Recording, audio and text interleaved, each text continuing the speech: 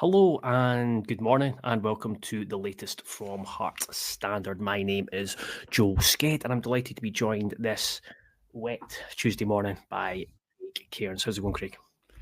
It's very good, Joe. It's going very well. It's the football equivalent of Boxing Day. It feels like, and we're up really early after stuffing ourselves on transfers yesterday.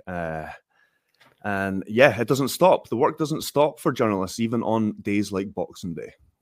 Yeah, I know. Yeah, but Boxing Day is always is a working day. But as we play the smallest violin in the world for ourselves, we are here to discuss Hearts transfer window in the Hearts January transfer window, to be more specific, and we are just going to kind of discuss the pros, the cons, how we felt it went. So please do pop how you felt it went in the comments, whether you're watching on Facebook or YouTube, and we will read them out and kind of just let people know how others within the fan base are feeling. So I'll bring in questions later on, but Craig, overall, I'll just be asking you questions, and overall, before we get into kind of individuals or specifics, how did you think it went?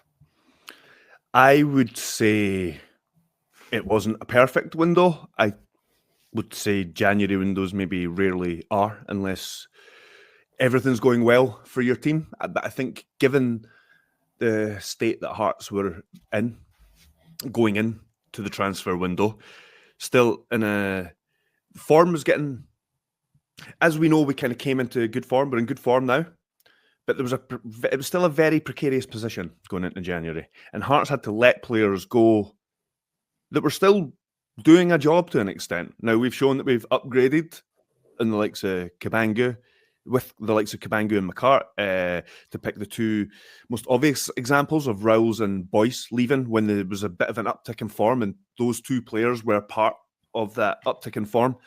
Even though we knew that maybe long-term Hearts, it'd be better for all parties for them to move on or whatever. So going into that January window, things were starting to look a bit better, yes, but you saw how many matches it took for Hearts to actually lift themselves to where they are now. How many matches without a win to lift themselves to where they are now. And they're still only a couple of poor results away from getting dragged back into it. And St Johnstone are now winning matches. So it was a very precarious position. So I think the fact that they had to let players go while bringing players in, and they've had a good success rate of the ones that we've seen a decent amount of so far. Those look like they're going to be good signings for the foreseeable.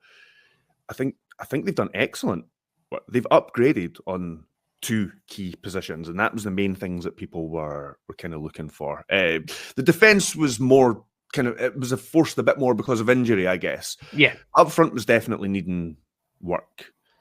Ins and outs, and they've done it, and they've kept the momentum going. And if anything, Hearts are getting better from week to week.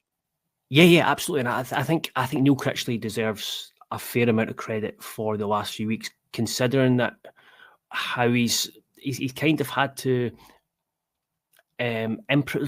improvise or have to tweak and make changes because of injury, because of new players coming in, but also losing Liam Boyce ahead of the Aberdeen game. So it meant George Grant had to play in the number 10 role, and that wasn't as Grant's not as effective in there as he is elsewhere. And then you look at Oyugoki as well, that lost him at a time when Halka got injured and Steinwender is still getting up to speed. So there's been I won't say complications, but there's been areas where you kind of worried, but Hearts have got through it. And yeah, I would agree with you. I don't think it was a perfect window, but I think it was a very good window. We'll get into we'll post it on Twitter. That's good shit. Sorry, got distracted by a comment there. I think it was I would go somewhere between good and very good window. Still think the squad is quite big, and then there's obviously the big issue around winger. But what we say is everything's caveated with it's only until probably between now and the end of the season where you can actually judge how good the window's gone. If, for example, if Khartoum comes in and plays on the right and then he is effective and Hearts build a good relationship between maybe him and Taylor, then you're kind of forgetting about the winger. But then again, if Hearts are muddling through with a right-hand side, it's not very effective, then you're looking back and think, right, Hearts could have done with a winger. So what, in terms of, we'll start with ins. In terms of ins, what are you most, this is probably an obvious answer, what are you most happy with and encouraged by with the guys who have came in? I have been very encouraged that the first two bits of business that were done, which were clearly set in motion well before maybe not well before, but before the transfer window. It was set in motion so that they could be done in the opening days of the transfer window, basically, was the striker, which was obvious to everybody for most of the season that's what was needed. And again, to kind of hark back to something I said just the other day, it's only one match, but look at the improvement in Shankland at the weekend from that one sign-in. And McCart, which I'm starting to put something together on his contribution, who you described as a bit of an unsung hero, and that's just because things have been clicking at the other end of the pitch. But a clean sheet and a 6-0 still a clean sheet, and it's still an impressive clean sheet. And him having to play alongside sort of one centre back and form a partnership so quickly, and then have to play all of a sudden alongside another one. So I think the fact that those two have come in and have done so well, and I think this is pretty much repeating something that you said not too long ago yourself as well, it's taken the pressure off the other signings. There's not any, and by the way, you can add into that Lewis Nielsen to a point as well, because Lewis Nielsen's proved that we haven't had to thus far rush Steinwender into the team. So yes, I would say the most encouraging thing is that those two that they made priorities came in and have been, I mean, almost flawless so far. They've been really, really good, and they've instantly improved the team. So I think that means that we can take our time with Khartoum and Steinwender, and like I said, there's not as much pressure on them and the whole team to start performing now, because it's slowly all kind of feeding into each other. Yeah, I think you mentioned it at the start there, Cabangu. I think Shankland, get the feeling he really enjoyed playing alongside Cabangu, and I think we spoke about this on Saturday, that he seemed to grow in comfort or happiness as the game went on. I'm going to jump around here just because I've just realized, aware that we've not really spoken about Boateng, because he left late last night, and I think he was one that surprised a lot of fans. And I suppose I'll bring in a few comments here. So Dave123 says, any idea of the fee received for Boateng? I don't know any specifics. I just know that it's a 6-figure fee. I'd imagine there'd be something else built into it as well. It's quite common. And I think a player that you've taken from an English Premier League academy and then sold back down south, I think there's probably going to be some sort of built-in sell-on for it. I wouldn't be surprised if there was. And the fact he's 22-year-old as well. Sorry. Yeah, exactly. Yeah. Keith Glasgow said, unless he wanted away, I'm annoyed that Boateng has been allowed to leave. Football is physicality and pace these days. He had this relying on Benny not to get injured, question mark. Mistake here for me. FG says, think there's plenty cover to let Boateng go. Club also like to have made a profit and freed up a wage. Boateng, I'm sure, had no interest in being a bench player. Handsome Flacco Jodoy, who done me with David Chibloni. I don't understand Boateng leaving. All success to him, but wouldn't he have been better kept for cover? And Stephen McKinley says, do you think playing in the Conference League has helped us flip Mal and Dan? Do you think we also intended to try and make money from him given the quick turnaround? So yeah, a lot of really interesting points or comments in there. It is sort of career arc at Hearts is quite an interesting one. Even just under Critchley, I'm talking about here, because he started the first 10 matches. I think, other than the goalkeeper, he might have been the only player too. Raoul's dropped out for a game. Yeah, Devlin didn't start. Devlin didn't start the first few. So yeah, I think he may have been the only player. Possibly Penrice, or was he suspended? Anyway, first 10 matches he started, and then he's gone from that to pretty much nowhere to be seen. He was hooked at halftime against Kilmarnock in the 1-0 defeat down there against the 10 men. Didn't start against Petrofac. I can't remember. Petrocub, God. I was trying so hard around that time when we were actually playing them, and I don't think I made the mistake once. No. But there you go. That's heavy. I was worried about that all that time. And I can't remember exactly when the St Johnstone game at home came after that, but that's the last game that he started, which was, well, it would have been a week or two after, which was the start of December, is that right? So he started, it was just before Christmas. Just before Christmas, it was a wee later than I'm saying.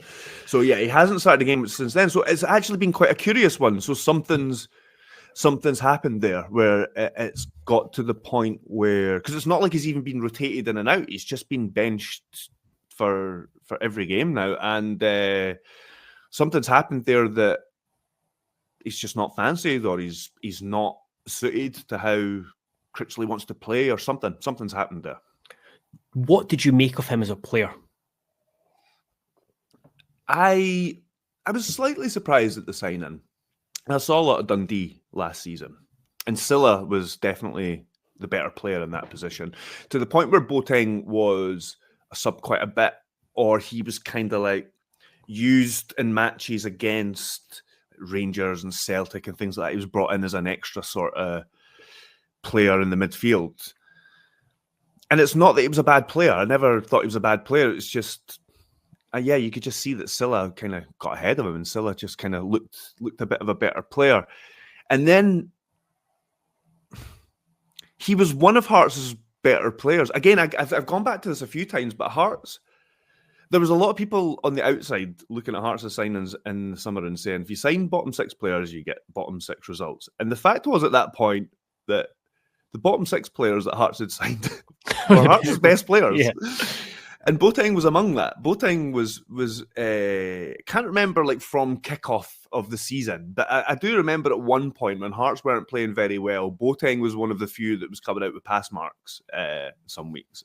He was pretty poor at St Mirren. I had a couple. He had a couple last game, but then Critchley comes in.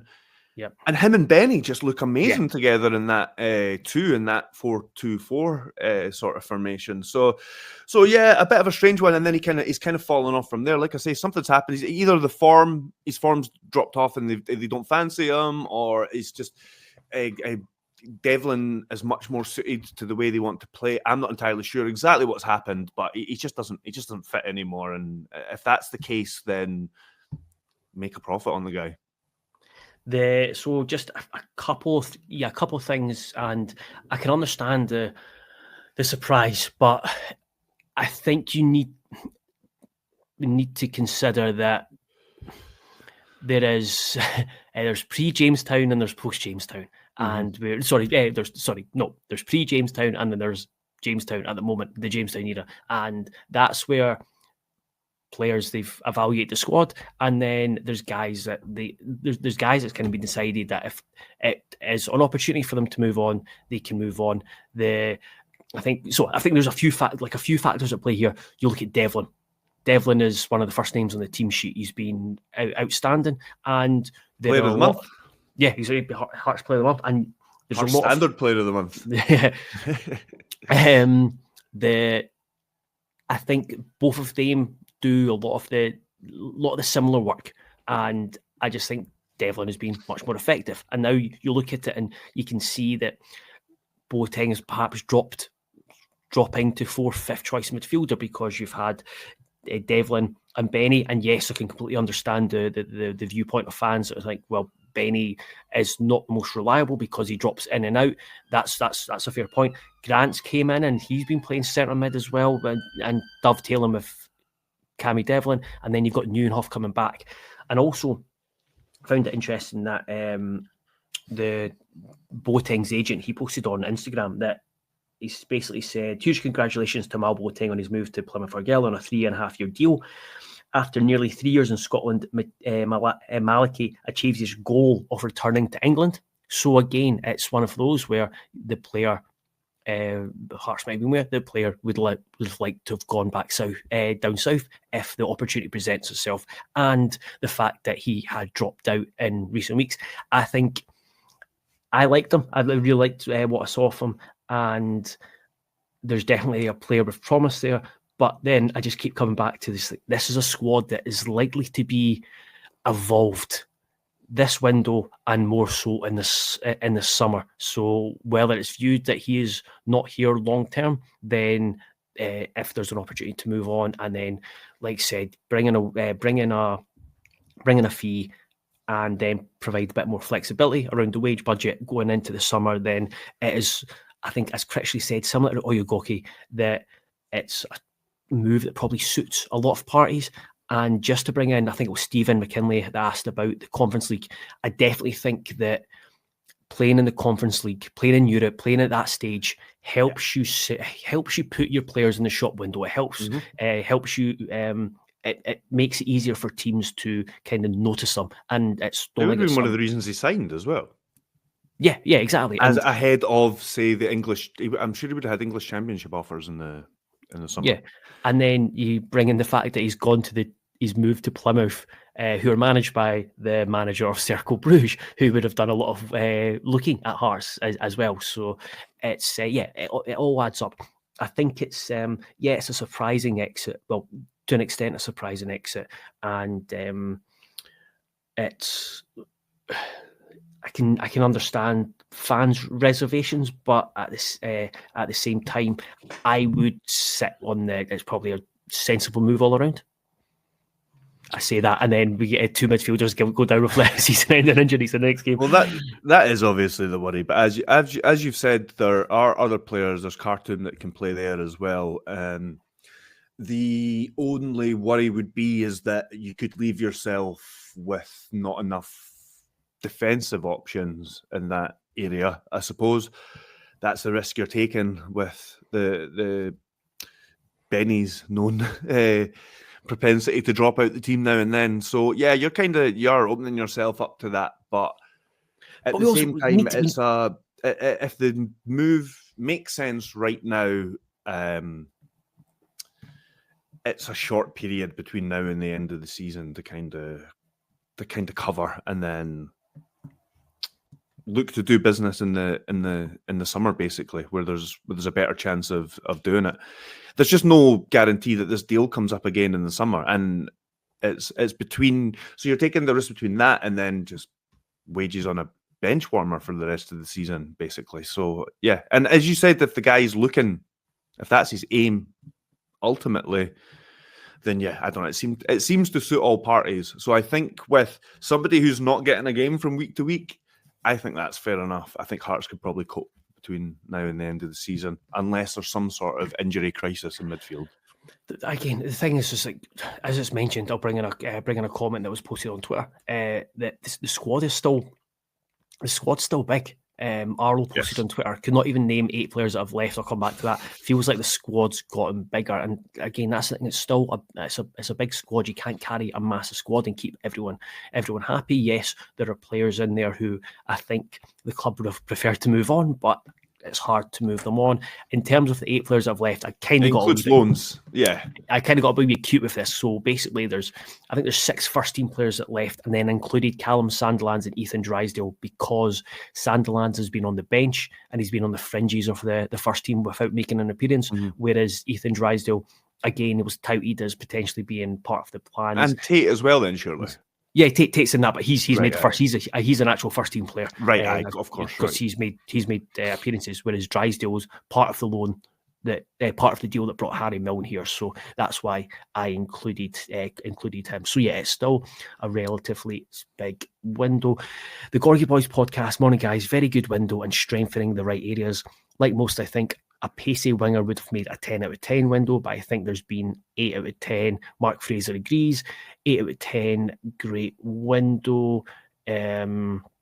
There was one on Twitter from Withers 1874. He feels that the club should have brought in a winger and believes it could be an impact on third.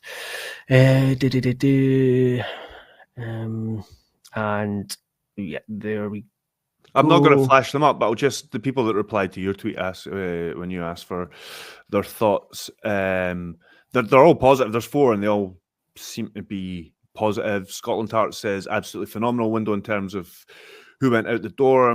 Blah, blah, blah, 3 players on to fight for. But so he's happy with the players that have left. D says good business, a goal scoring striker, a solid centre half or 2, backup for Penrice and an attacking midfielder. Thumbs up. Selling a few first teamers at good profits, more than happy. Alan says more than happy with the business done. And it's important to remember you can't fix every issue in 1 4-week period. And then Ace of Hearts similarly says good business so far, got to trust the process, and I'm sure there are plans for further changes in the summer. So going by that very, very limited straw poll, it seems like most people are happy with the business that Hearts have done in this transfer window. Yeah, I mean, I'm pretty happy with it. Again, I didn't want, just with what's coming on the horizon with a big summer, I just think there was no need to push or like be desperate in attempts to bring loads in or make loads of changes. It was about putting distance between St Johnstone, I think, kind of helped that. Yeah, and exactly, and the upturn in form, and then but also he just wanted to get those key positions or key priorities, which we did. The only position I would say maybe was winger. Then, God, do you know if we tried to get a winger in? Hearts were definitely looking at options for a winger, but it was the Chesnikoff one was always going to be a difficult deal. It's like a weird contract as well. It was like up in November as well. Mm-hmm. So it's and that agent was trying very hard to sell that guy. Not that I'm saying that means there's anything dodgy about it. It's just that yes, it seemed to be there was a lot of selling going on in the media. Where's Aidan Denham? Aidan Denham's currently out with an injury, so he's back at Hearts and he's injured. I don't know what the timeline is. Similarly, do we know when Hearts key moments? Do we know when players are coming back from injury like Frankie Ketton and Stephen Kingsley? I don't think it's any time soon.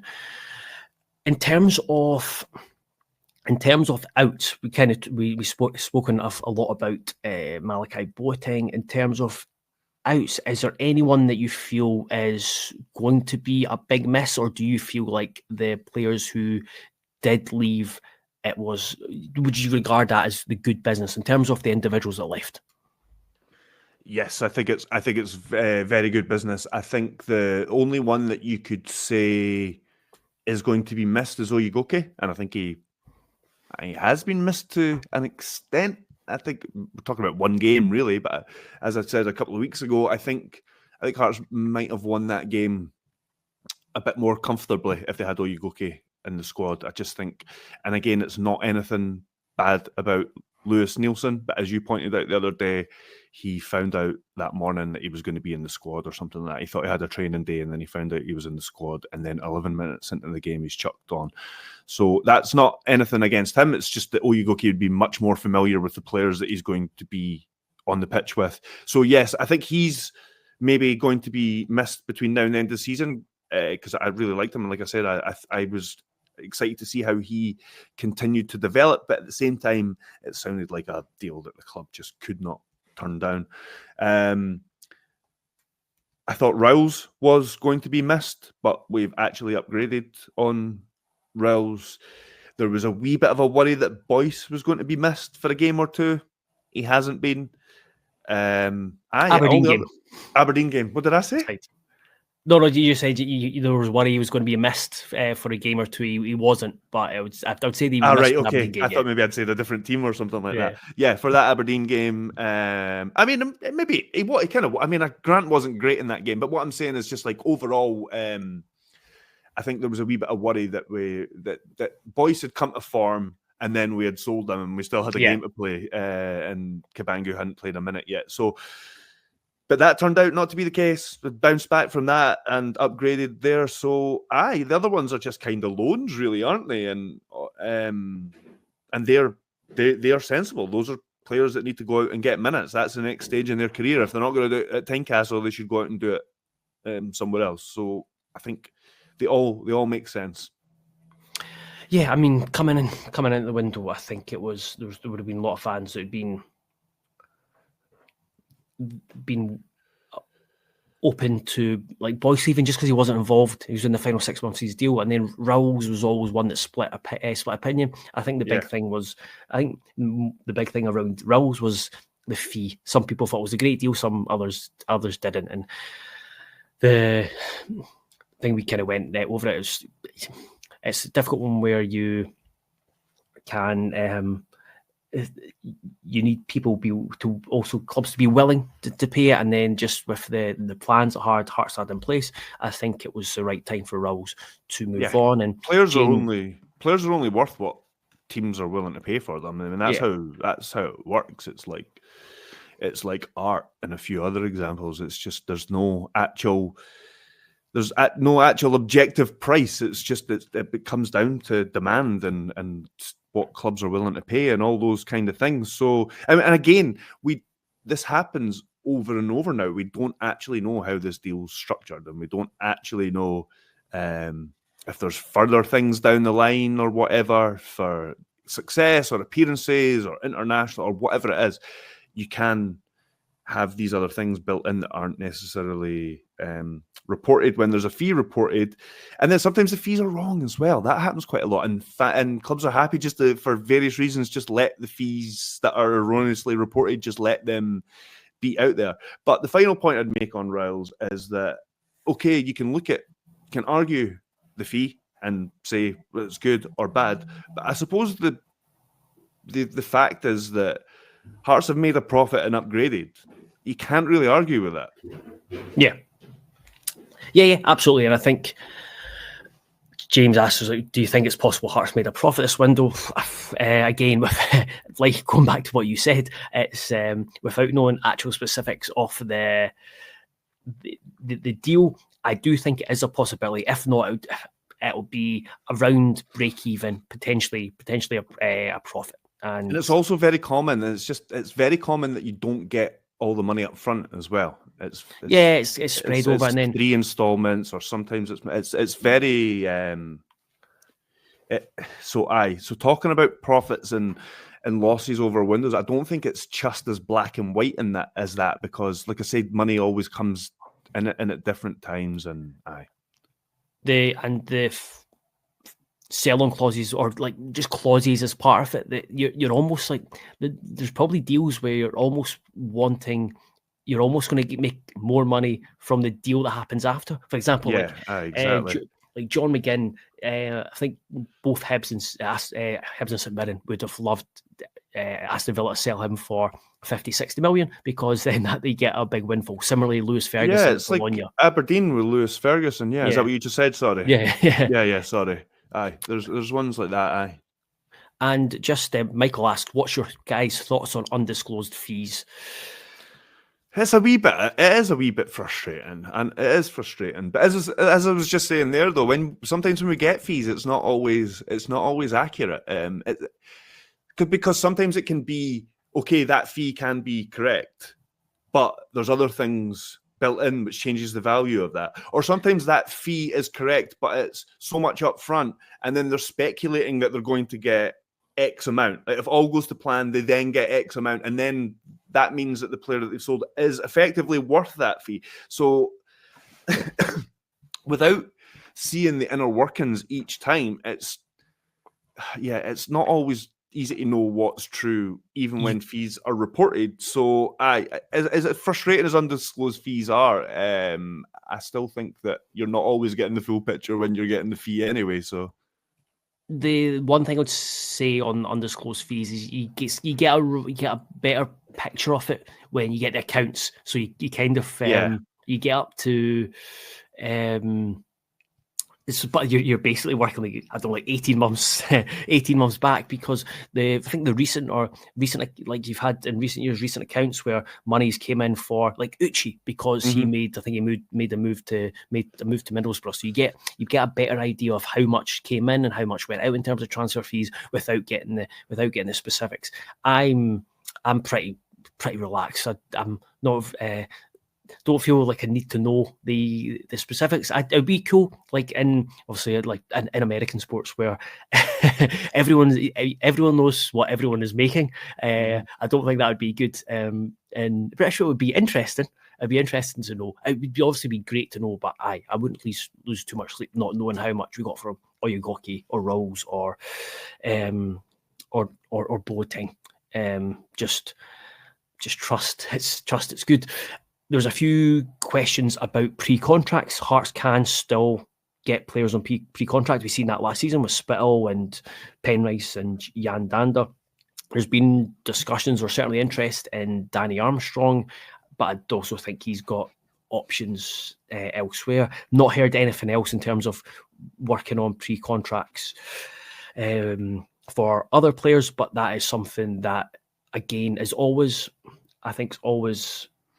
appealing to clubs because it means you can bring in a player for free, and if you get if you're able to work quickly enough. So yeah, I would imagine that's an area that Hearts will definitely be looking at. And yes, I do think that someone asked about revisiting Chesnikov. I do think that if players they had interest in January who they couldn't get done but are able to do in summer, that probably will be revisited. And Darren Ross says we just did it at the same time there. Yeah, is Oda leaving still a possibility? I think the window over in Japan is open. That's the case not just with Japan but with other countries. And then also, as I mentioned yesterday, Hearts players can still go out on loan to lower leagues in Scotland up until the end of February as well. So there could still be one or two loans go out as well. I don't know whether that will extend to frozen out first team players. Sometimes it does. It's probably more likely to be younger players, but yeah, there's still a possibility. Like, for instance, I can't see Barry Mackay going out on a lower league loan. That seems quite unrealistic, doesn't it? It depends. Yeah, it just depends on the back to Wraith Rovers. It just depends on It just depends on the intricacies of the deal. Again, you got Barry Kyle. I think would accepted that he'll be leaving one way or the other. So he leaves. Yeah, exactly. That's it. But I just can't see him I can't see him going to Saudi Arabia, and I can't see him going to Partick Thistle. I mean, I might be wrong, but we'll see. Just on Oda, the transfer window in Japan's open till March, just because their season runs calendar year. So if there's always a possibility. I think there was reported interest from Sanfrecce Hiroshima, if I've not butchered that pronunciation. So that's always a possibility. And what's Barry Mackay up to? Just not fancied. That's it. That's it. Hearts, he's signed a contract. He's well within his right to pick up his wages at a contract he signed. He isn't fancied as part of the plans going forward. And I think he was available, but it had to suit all parties. So yeah, Barry Mackay. It's just an unfortunate end to his Hearts career, because at one point he was just unreal. But there it is. Is there anything else that is worth adding, Craig, before we finish? Don't think so. No, I don't think so. I think just like Hearts, our work here is done. Yeah, someone's asked to put up the Critch League table, but I can't remember the website that I use for that.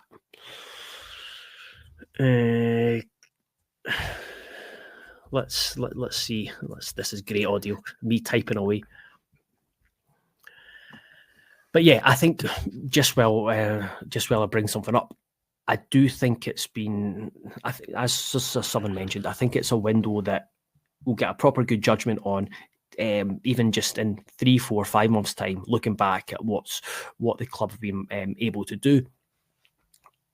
At the moment, I'm pretty happy with the work that's been done. I just feel that the the two areas, centre back and striker, have been catered for. There's a lot of high hopes in Steinwender as well. Khartoum's an interesting one, and he can fill that position if he can come in and hit the ground running and play on the right hand side, and be effective. Then that takes any issue over a winger. A winger, let's face it, a winger would have been lovely to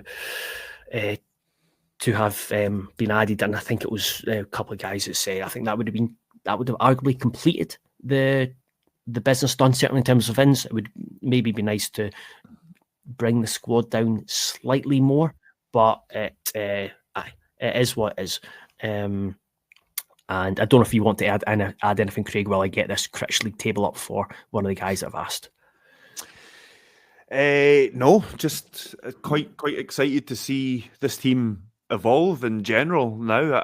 I'm not going to get too ahead of myself. I have said a few times that we're still a couple of results away from it looking quite worrying again.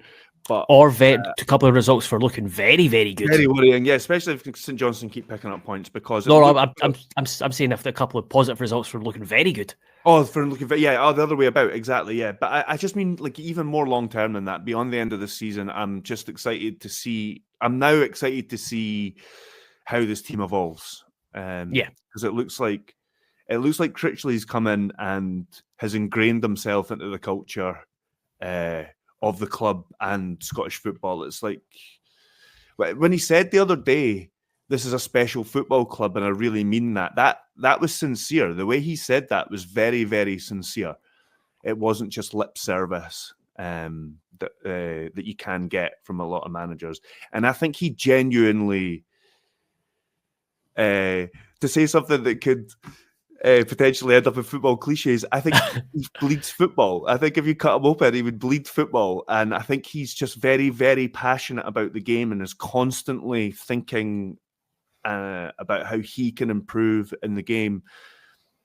And I'm not saying that this means that we've won a watch and he's definitely going to be a success at Hearts. There's still a lot of pitfalls and there's lots of things that can go wrong. But the way it's going just now, I'm starting to get quite excited with how that and the Jamestown thing feeding into it, how this is all kind of going to go.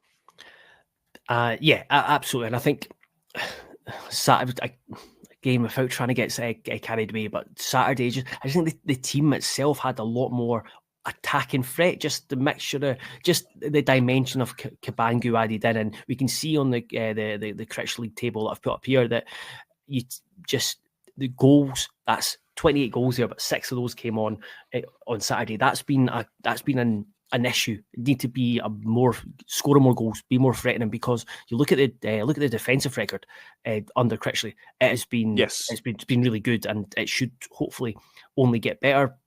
We were saying that win, lose or draw for a while. Every week we were saying Hearts aren't taking enough chances. Yeah, we were saying that after every result. So yeah, it's encouraging. It's encouraging, and it's at least it's made up for made it be an exciting end to the season. Also got the Scottish Cup as well on Monday night, which we'll be back later on the week to preview. And Graham from the Gorgon Boys podcast asked, will you put up a revised squad list later? Yes, we will, because Craig is writing a piece on the transfer window today. So we'll put up a new squad list, and no doubt Craig will have a look at what the starting 11 could be now that all the signings are being made. Yes, definitely. Perfect. Well, thank you very much, everyone, for your comments on YouTube and Facebook. It's very much appreciated. Thanks very much for taking your time to listen to us and continue to support, engage, etc., etc. One thing I would say is that we've got a sit down. Well, we're holding an event. If you're a subscriber to Heart Standard on the website, you will have got an email earlier on last month about our Q&A event we're holding with Neil Critchley on Thursday night. I believe it is sold out, so hopefully some of you guys are going to be there. If you are, then you'll be able to ask the manager questions. If you aren't, you can message me on Twitter or find my email on the website. And if you want to put a question to Critchley, just message Heart Standard, myself or Craig, and we will try and put it to Critchley on Thursday night as well. But yeah, until then, thank you very much and goodbye.